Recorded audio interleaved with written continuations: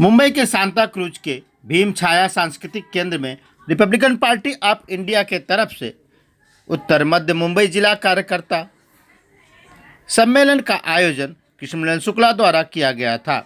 आगामी मुंबई महानगर पालिका चुनाव और उत्तर प्रदेश विधानसभा चुनाव को लेकर पार्टी के राष्ट्रीय अध्यक्ष एवं केंद्रीय सामाजिक न्याय मंत्री रामदास अठावले जी ने पार्टी के कार्यकर्ताओं को संबोधित कर आगामी चुनाव की रणनीति पर चर्चा किया। इस दौरान कृष्णनंदन शुक्ला ने पत्रकारों से बातचीत करते हुए बताया कि उत्तर प्रदेश में भारतीय जनता पार्टी के साथ आरपीआई चुनाव लड़ेगी और मुंबई में 30 सीटों पर महानगर पालिका का चुनाव लड़ने की तैयारी रिपब्लिकन पार्टी ऑफ इंडिया कर रही है ताकि उप महापौर आरपीआई का बने और भारतीय जनता पार्टी का महापौर बने। हाँ, तो मतलब जो मुंबई महानगर पालिका का चुनाव फरवरी 2022 में होने जा रहा है, तो इसमें रिपब्लिकन पार्टी ऑफ इंडिया की भूमिका ये है कि हम बीजेपी के साथ रहेंगे। जिस तरह एनडीए में रिपब्लिकन पार्टी ऑफ इंडिया है, महाराष्ट्र में महायुति के साथ आरपीआई है और रिपब्लिकन पार्टी को एक 30-35 सीटें मिलनी चाहिए। इसी तरह की हमारी कोशिश रहेगी और अगर रिपब्लिकन पार्टी को बीजेपी साथ लेती है तो बीजेपी का 90% फायदा है और आरपीआई का 10% फायदा है। तो इस वक्त मतलब मुंबई महानगर पालिका पर बीजेपी और आरपीआई का झंडा लहरना ही चाहिए। इसी तरह की हमारी तैयारी है और रिपब्लिकन पार्टी को अगर शेड्यूल कास्ट का रिजर्वेशन आता है तो रिपब्लिकन पार्टी को एक बार मेयरशिप भी पद मिलना चाहिए, एक बार डिप्यूटी मेयरशिप पद भी मिलना चाहिए। इसके लिए हम जो हमारे देवेंद्र फडणवीस जी है, चंद्रकांत दादा पाटिल जी है, मंगल प्रभात लोढ़ा जी जो मुंबई के अध्यक्ष है, आशीष तेलार जी है, ऐसे नेताओं के साथ हम चर्चा करेंगे और रिपब्लिकन पार्टी को मुंबई महानगर पालिका के चुनाव में अच्छा हिस्सा मिलना चाहिए। उसके साथ साथ इस तरह उत्तर प्रदेश में और 5 राज्यों में चुनाव होने जा रहा है, तो रिपब्लिकन पार्टी की भूमिका ये है कि भाई हम बीजेपी के साथ रहना चाहते हैं। बीजेपी ने आरपीआई को यूपी में रिकॉग्नाइजेशन देना चाहिए। एक जमाना था कि भाई रिपब्लिकन पार्टी वहाँ सत्ता में रही है। चरण सिंह के सरकार में रिपब्लिकन पार्टी के 4 मंत्री मतलब हुआ करते थे और हमारे 19 एमएलए हाथी सिंबल पर चुनकर आए थे। तो हमारे होठों पर मतलब मायावती जी ने कब्जा किया है, तो उस कब्जे को जो छुड़ाने के लिए हम उत्तर प्रदेश में मैं जा रहा हूँ और एक बड़ी रैली जो है हमारे योगी आदित्यनाथ जी की डेट हमको मिलने वाली है, तो वो डेट में मिलेगी।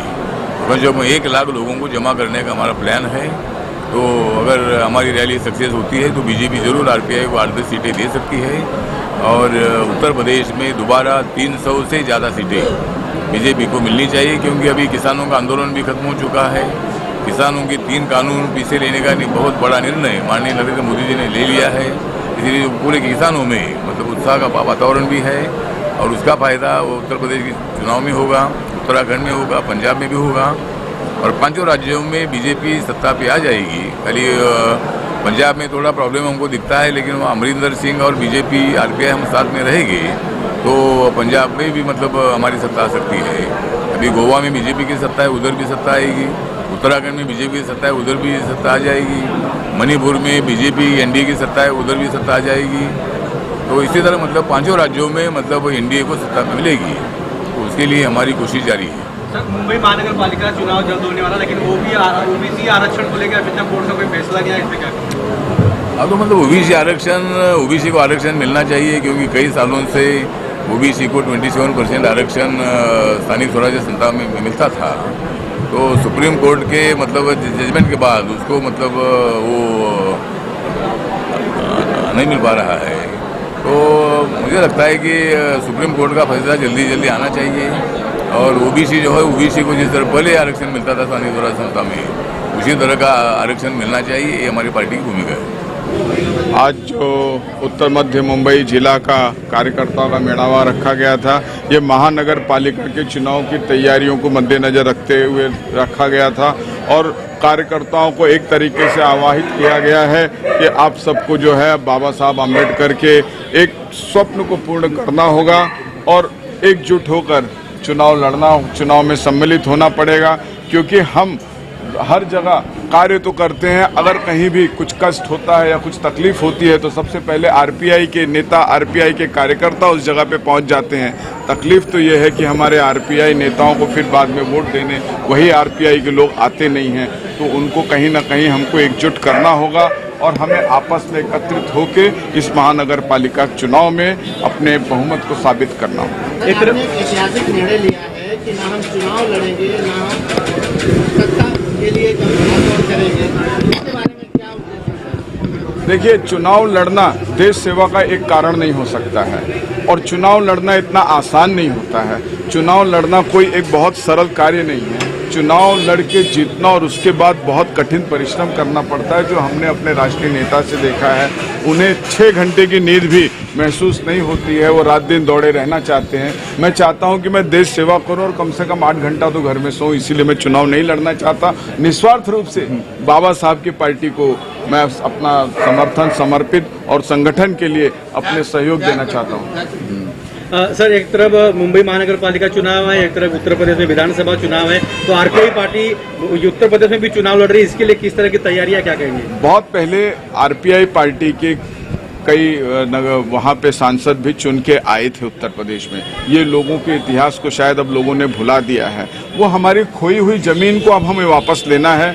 भारतीय जनता पार्टी के साथ एकजुट होकर हमें चुनाव लड़ना है। भारतीय जनता पार्टी के हम साथ में हैं और इस बार 300 से ज़्यादा सीट हम भारतीय जनता पार्टी के साथ मिलकर जीत के आएंगे और देश के विकास को, देश को आगे बढ़ाने का संकल्प हम आगे फिर से बढ़ाएंगे। एक तरफ देखा जाए तो अटल जी की पार्टी में, आरपीआई में काफी लोग जुड़ रहे हैं। सभी देश या सभी राज्य के लोग यहाँ पर जुड़ने की कोशिश कर रहे हैं, आरपीआई पार्टी को मजबूत करने की कोशिश कर रहे हैं। इस पे क्या आपका सुझाव है, क्या है? देखिए, रिपब्लिकन पार्टी ऑफ इंडिया जो है वो जातिवाद की राजनीति नहीं करती है। रिपब्लिकन पार्टी ऑफ इंडिया प्रांतवाद की राजनीति नहीं करती है। रिपब्लिकन पार्टी ऑफ इंडिया बाबा साहब आम्बेडकर के विचारधारों की पार्टी है। बाबा साहब आम्बेडकर ने पूरे देश को एक समान संविधान दिया है और हम उसी संविधान को साथ में लेकर एक मत होकर इस देश को आगे बढ़ाने के लिए हर जगह चुनाव लड़ने के लिए अपने गठबंधन मित्रों के साथ आगे बढ़ने वाले हैं।